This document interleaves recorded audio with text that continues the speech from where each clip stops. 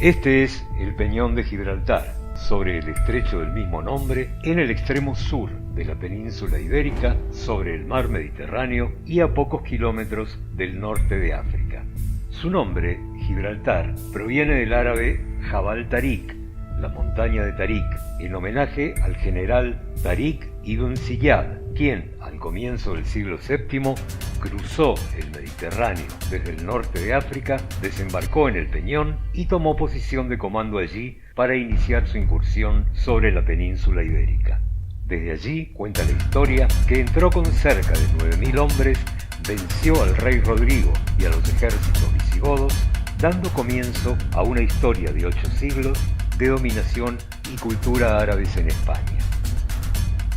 En pocos años, los árabes se establecieron en casi toda la península, que pasó a llamarse Al-Andalus.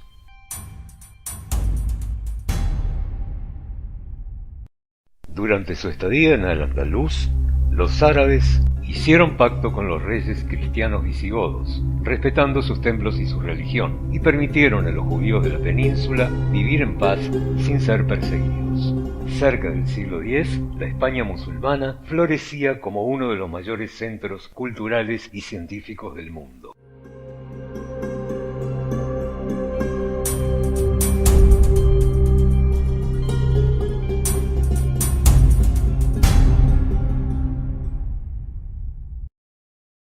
Los árabes introdujeron muchas cosas en España durante su larga estadía de 8 siglos allí.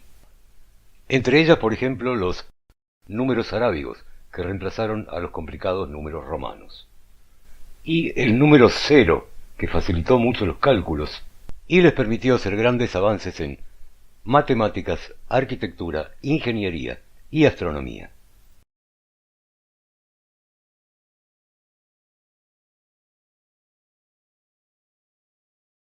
También introdujeron en España los cultivos de cítricos, de arroz y de algodón. Con el arroz y algodón fabricaron papel, un secreto que habían copiado de los chinos, y lo introdujeron en la península ibérica, reemplazando los costosos pergaminos de piel de becerro que usaban en los reinos cristianos. Pudieron tener una biblioteca de Córdoba de más de 400.000 volúmenes, con una mayor difusión cultural y más avances científicos y tecnológicos. Hicieron grandes trabajos de traducción del griego, tradujeron las obras de Aristóteles y Platón y formaron médicos sobre las traducciones de Galeno y geógrafos sobre las de Ptolomeo. Fue un poderoso imperio que dejó una gran herencia cultural. Y entre las muchas cosas que dejaron los andalusíes, dejaron sus nombres, que se mezclaron con el latín vulgar y los dialectos regionales, que fueron conformando poco a poco el idioma español. Esos nombres son fruto de un rico intercambio cultural. Bueno, el mismo idioma árabe sufrió transformaciones en tanto tiempo en la península ibérica. Se formó con el tiempo una variante regional, el árabe hispánico, que se empezó a distinguir del árabe clásico, en parte de su escritura y pronunciación, aunque entendible por un hablante del árabe clásico. Podría compararse a la diferencia entre el español de España con respecto al de Sudamérica. El mismo idioma hoy contiene unas 93.000 palabras, de las cuales un 8%, o sea, unas 7.500, provienen del árabe hispánico. Y como muchos apellidos se forman a partir de las palabras que designan tal o cual cosa, como accidentes geográficos, lugares, oficios, cualidades, muchos apellidos españoles se han formado a partir de palabras árabes. Los apellidos de familia, transmisibles por generaciones, no se usaron hasta aproximadamente el siglo XII en Europa, y había una total libertad de usar los nombres que se quisiera. Los árabes no obligaron a cristianos y judíos viviendo en sus dominios a cambiarse los nombres, y ellos usaban los suyos propios. Pero, ¿cómo era el sistema de nombres y apellidos de los árabes en la España musulmana? El nombre oficial de los árabes está formado por un primer nombre, ism o alam. Son muy frecuentes los nombres propios que se forman con la palabra siervo, abd para el hombre y ama para la mujer, seguida del nombre de Dios, Abdalá, o de uno de sus atributos, Abd al-Malik, siervo del soberano, más un patronímico llamado Nasab, hijo de, que se expresa con ibn, ben, para los hombres, y bint, para las mujeres, más un nombre regional, un toponímico o referente a su tribu, que se llama Nisba. En la tradición árabe se solían agregar tantos patronímicos como ancestros se recuerden, aunque en la actualidad se usa uno solo. Cuando se tienen hijos se agrega un componente de paternidad, la cuña, abu para el hombre, para la mujer, seguida del nombre del primer hijo. Hay también un sobrenombre que se agregaba al nombre para mejor identificación, el laqab. Podía referirse a un lugar de nacimiento o a una característica física o a un oficio. De estos laqab se formaron después muchos apellidos españoles. Para designar a un conjunto grande de personas emparentadas entre sí, se usaba Banu o Bani, que significa hijos de un ancestro común, como por ejemplo los Bani Ka'ab, que serían todos los descendientes de Ka'ab. Durante la dominación musulmana en España, a pesar de que judíos y cristianos convivían usando cada uno sus nombres, hubo una mutua influencia entre todos que transformó sus nombres originales en muchos casos. Algunos judíos, para adaptarse mejor a la sociedad y cultura árabe en la que vivían, adoptaban nombres árabes, como Moshe ibn Maimón,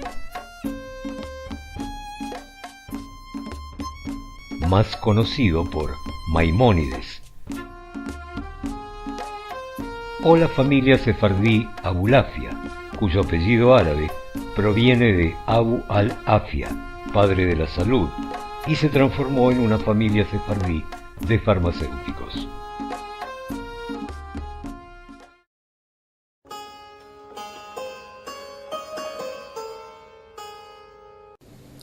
Cuando los árabes llegaron en el siglo VIII a la península ibérica, por supuesto había mucha gente viviendo allí, hispano-romanos y visigodos. Todos ellos por entonces eran cristianos y se quedaron allí viviendo bajo la dominación musulmana. Los árabes los consideraban protegidos y les permitieron conservar sus nombres, sus vestimentas, sus costumbres, profesar su religión por sobre todo. Pero eso sí, les cobraban altos impuestos por no ser musulmanes. Los llamaban mozárabes, que viene del árabe mustarab y significa arabizado. Los mozárabes fueron un importante grupo cultural en Al-Andalus y, en alguna medida, fueron fusionando sus costumbres con las de los árabes. El filólogo español José Godoy Alcántara nos dice en su ensayo histórico-etimológico de los apellidos castellanos que en los tiempos de Al-Andalus, los mozárabes, entre quienes se perpetuó el estado de la sociedad visigoda, no conocieron los nombres de familia. Por lo demás, la adopción de nombre era completamente voluntaria e indistintamente siguiéronse llevando durante la Edad Media góticos, hebreos y cristianos con paganos y musulmanes, que no se dejaban ni aún al recibir las sagradas órdenes. Así es que hallamos abades, presbíteros y diáconos de nombre Salama, Musa, Meliki, Ayub, Abdelaziz, Mutarraf, Ismael y Mahamud, obispos denominados Amor, y prelados de convento que se llaman Baco. En una sociedad multicultural, las costumbres se mezclaban, y así encontramos caballeros cristianos de clase elevada en el siglo X usando el patronímico árabe Ibn, hijo de, que en el español de la época se escribía Ibn. Dos caballeros de León, Gibuldo y Arocindo, en una escritura del año 937, dejan tierras en legado de herencia a sus hijos, quienes aparecen firmando como Piloti ibn Gibuldo y Olemundo ibn Arocindo. Justamente es en estos nombres donde se puede ver la confluencia de distintas culturas que están conviviendo juntas. En los primeros años de la dominación musulmana se estaban generando las primeras lenguas romances, que venían del latín vulgar que habían dejado los romanos del Imperio Romano. Los mozárabes tenían su propio dialecto, que era una mezcla del latín vulgar con el árabe. Y lo podemos apreciar en las antiguas jarchas mozárabes, que eran versos cortos que se escribían al final de las muasajas, que eran largos poemas. Las jarchas eran generalmente lamentos femeninos de amor y de nostalgia.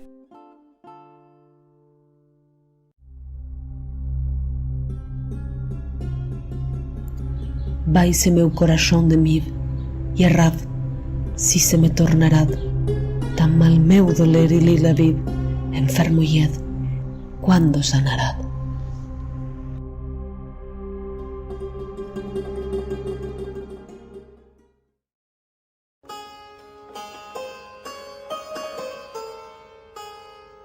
Había cristianos y visigodos que se habían convertido al islamismo y en consecuencia adoptaban nombres y apellidos árabes. Los llamaban muladíes.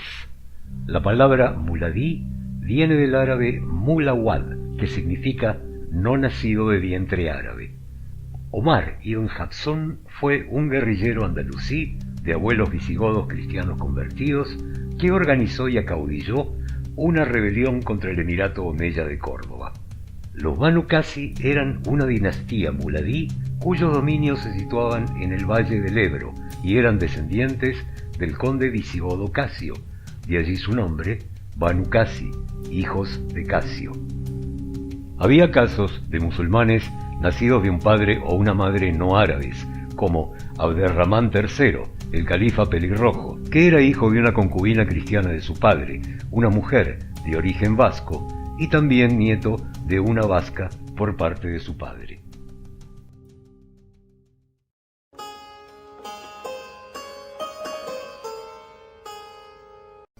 Durante 8 siglos existió Al-Andalus, siendo cada vez más chico su territorio por los avances de reconquista de los reinos cristianos. Durante gran parte de esa reconquista, los mudéjares, o sea los árabes musulmanes, viviendo en los reinos cristianos, siempre gozaron de mucha libertad para conservar sus nombres, idioma y costumbres. Los mudéjares que vivían en los reinos cristianos del norte, como Castilla, Aragón o Valencia, en mayor o menor medida se habían mimetizado un poco más en sus costumbres e incluso en sus nombres con los cristianos de la sociedad en la cual vivían.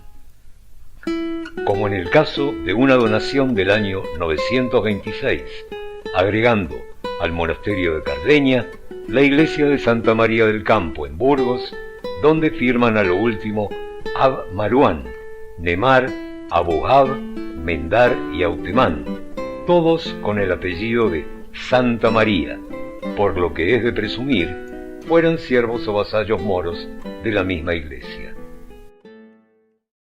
En escrituras notariales de donaciones de reyes de los siglos IX o X, podemos ver que con gran frecuencia entre los testigos firmantes hay entre los cristianos algunos árabes. Ordoño II de León hizo en 898 una cuantiosa donación al monasterio de San Pedro de Montes, Bierzo, y vemos firmas de árabes entre los testigos, como Salte ibn Alub y a Suleimán.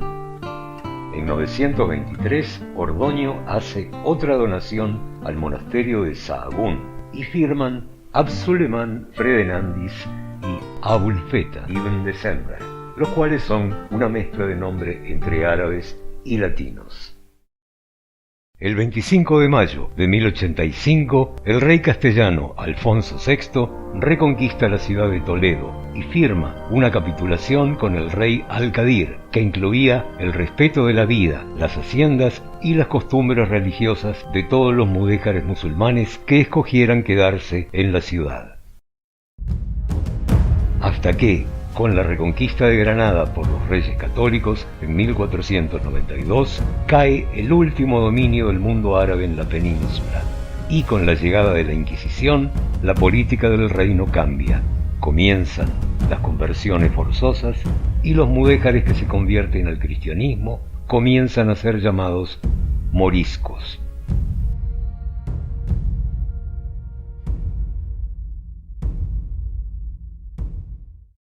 En 1501 se promulgó la pragmática de conversión forzosa de todos los mudéjares granadinos. El 14 de febrero de 1502, la pragmática dirigida a los mudéjares de la corona de Castilla, según la cual se les obliga a elegir entre la conversión o el destierro. El 4 de abril de 1525, mediante una cédula de Carlos V, se obliga a los mudéjares de Valencia a elegir entre la conversión o el exilio. En 1526 se promulga el edicto para la conversión de los mudéjares del Reino de Aragón. El 21 de mayo de 1528, por el decreto de las Cortes de Monzón, publicado en Valencia, se prohíbe la lengua árabe, las costumbres alimentarias y las ceremonias matrimoniales y mortuorias propias de los moriscos. El 1 de enero de 1567, el presidente de la Real Cancillería de Granada, Pedro Besa, proclama la pragmática sanción de Felipe II, por la cual los moriscos de Granada están obligados a aprender castellano y a abandonar el árabe en un plazo de 3 años. También abandonar sus nombres árabes, sus costumbres y ceremonias. Finalmente, el 9 de abril de 1609 se promulga el decreto de expulsión de los moriscos, aprobado por Felipe III. Se decide llevar a cabo la expulsión de los moriscos de todos los reinos de España.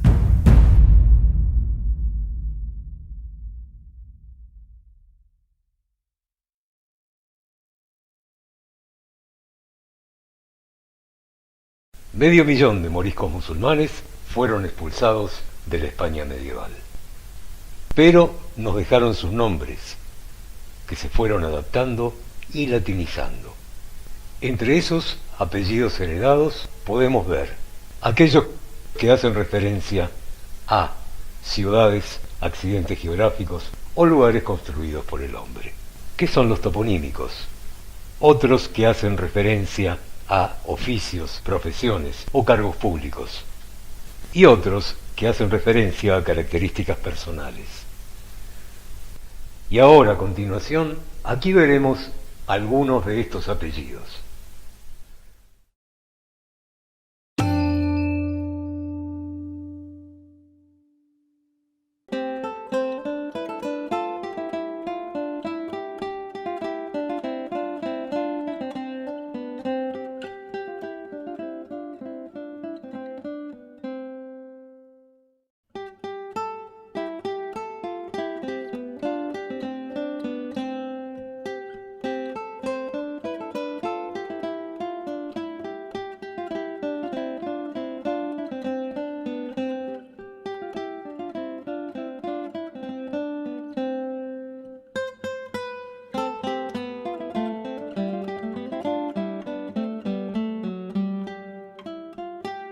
El apellido Almodóvar quiere decir en árabe el redondo y tiene su origen en lugares geográficos con esa forma, como por ejemplo la laguna de Almodóvar del Campo en Castilla-La Mancha o el cerro de Almodóvar del Río en Córdoba, Andalucía.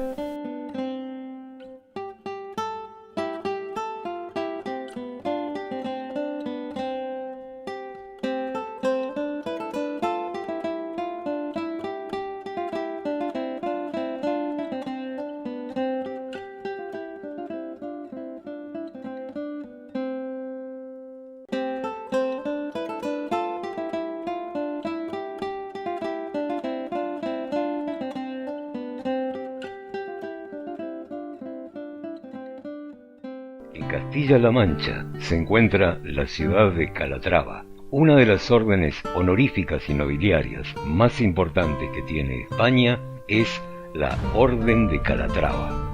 Su nombre proviene de Calat Rabá, fortaleza de Rabá, que fue por 4 siglos una de las ciudades más importantes de Al-Ándalus. Fue recuperada de los árabes por Alfonso VII en 1147.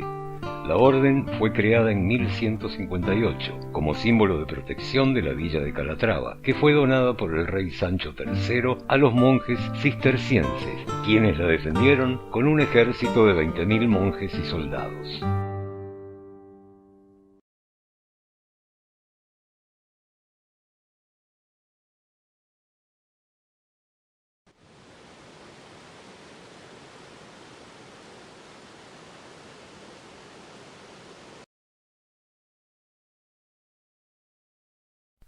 Madrid.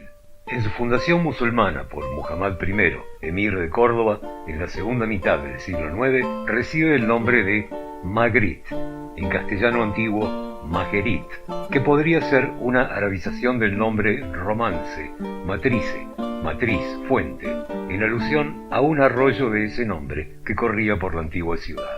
Otros dicen que podría ser una mezcla entre la palabra árabe magra, que significa cauce o curso de agua, y el sufijo romance it, que indica abundancia. El significado sería, por lo tanto, lugar abundante en aguas, por los arroyos de la ciudad. Y también tenemos el apellido Lamadrid, que podría tener un origen similar.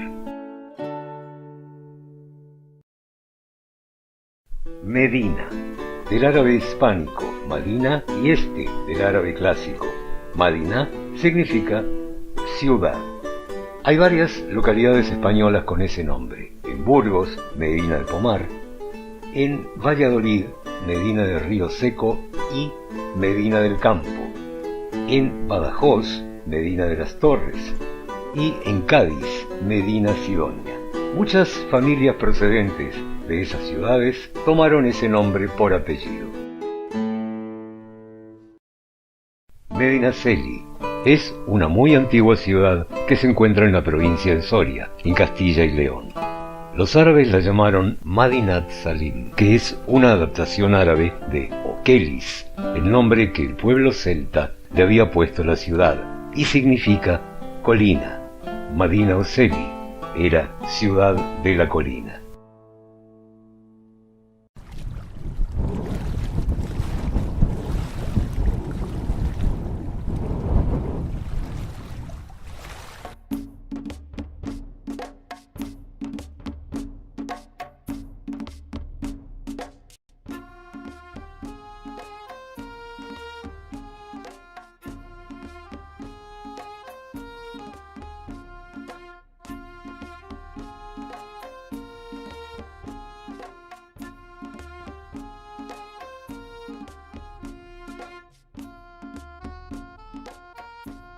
Zamora es una antigua ciudad de Castilla y León que los visigodos llamaron Semure y los árabes la llamaron Asemur, olivar silvestre, y también Samurá, ciudad de las turquesas, aunque también está registrado su nombre en árabe como Madinah Samarat, ciudad esmeraldina, por el verdor de sus campos.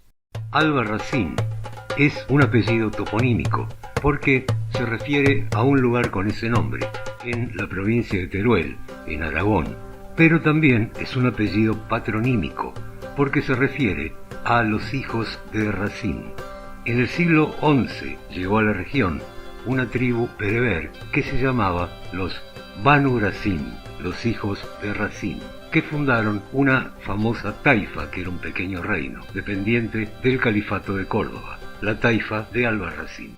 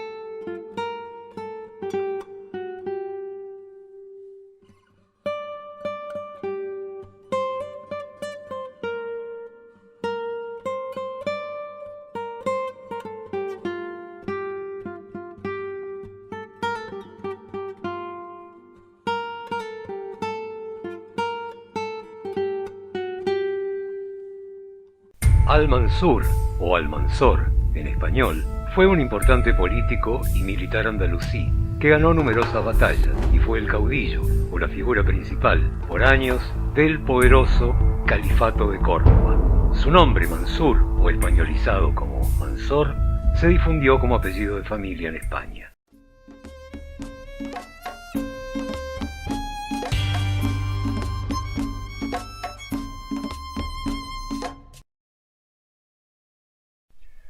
Desde ya, que si usted tiene cualquiera de estos apellidos, no implica necesariamente que tenga que tener ascendencia árabe. Sus ancestros pueden haberlos adoptado por el lugar donde vivían, como toponímicos, y no tener una sola gota de sangre árabe en sus venas. Pero, si usted come albóndigas, arroz con leche o alfajores, sin duda, habrá heredado alguna de las tradiciones árabes a través de la España de Al-Andalus.